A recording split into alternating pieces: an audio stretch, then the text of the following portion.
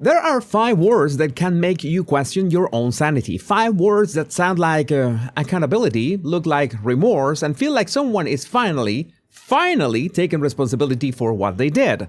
But those 5 words are doing the exact opposite. And the worst part is, most people fall for them every single time. Welcome back, my body language buddies. My name is Jesus Enrique Rosas. I'm the body language guy.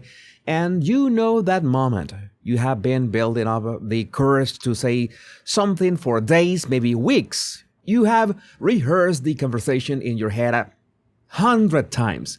You finally sit him down and tell him as clearly and as calmly as you can how his behavior made you feel. And he looks at you. He pauses and he says, "I'm sorry you feel that way." And something inside you just collapses. Because on paper, that's an apology. Yeah. He said the word sorry. He acknowledged your feelings. He did not raise his voice. He did not storm out of the room. He did not call you crazy. So why do you feel worse than before you said anything?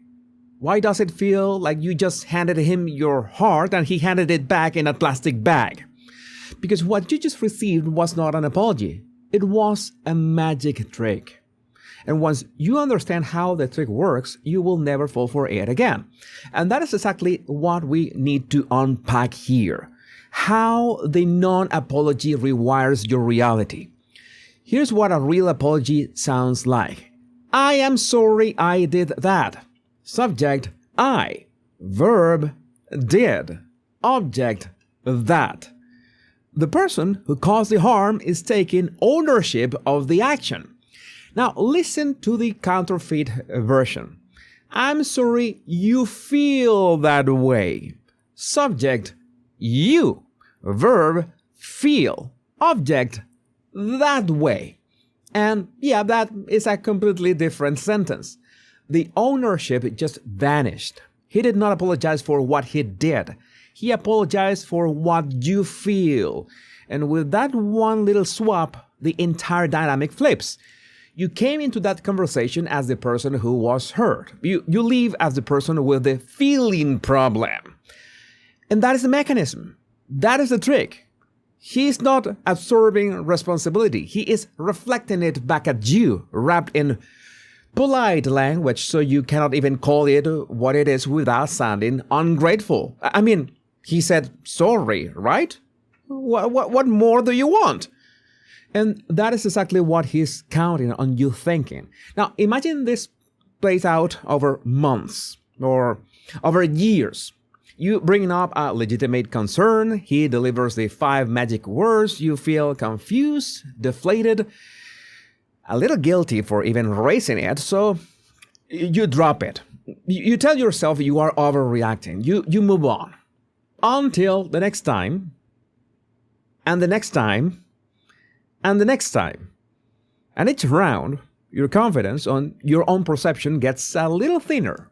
Each round, the gap between what you feel and what you are allowed to say about it gets a little wider.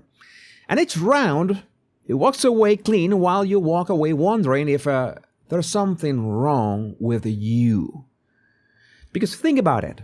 That is the entire design. The non-apology is not a one-time event. It is a system. It trains you slowly to stop trusting your own emotional responses. It teaches you that your feelings are the problem, not his behavior. And it does all of this without ever raising a hand or raising a voice. So let me show you how this escalates or how it gets worse over time. Stage 1. He uses the non-apology on small things. You mentioned that he forgot to call. Oh, I am sorry you feel neglected. You mentioned that he interrupted you at dinner. He tilts his head slightly and says, I'm sorry that upset you. So we come to the stage 2. You start editing yourself before you even speak. You rehearse softer ways to phrase things. You add disclaimers. I know you did not mean it, but you begin protecting his comfort before addressing your own pain. Which brings us to stage 3. You stop bringing things up entirely. Not because the problems went away, but because the cost of raising them became higher than the cost of swallowing them. And that is the moment he wins. Not when he said those 5 words, but when you stop trusting that your feelings were worth saying out loud.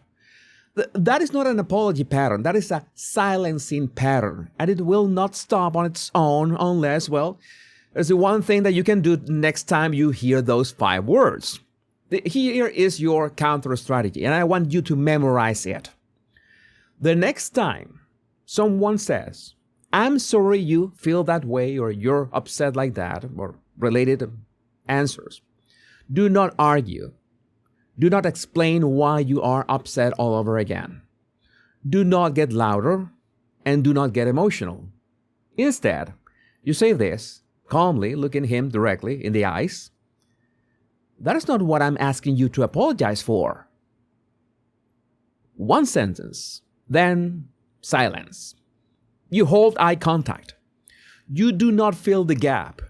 You do not soften it with a smile, and you don't add, "I just mean," or "what I'm trying to say is," no. You let the silence sit there.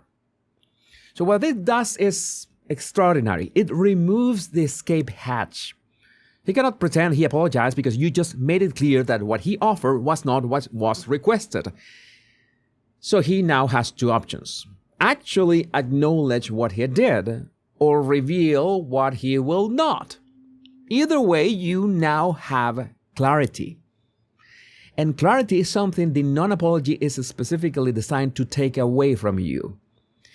You will not need to do this more than 2 or 3 times before the pattern either changes or becomes impossible to ignore, and both outcomes are better than where you are right now.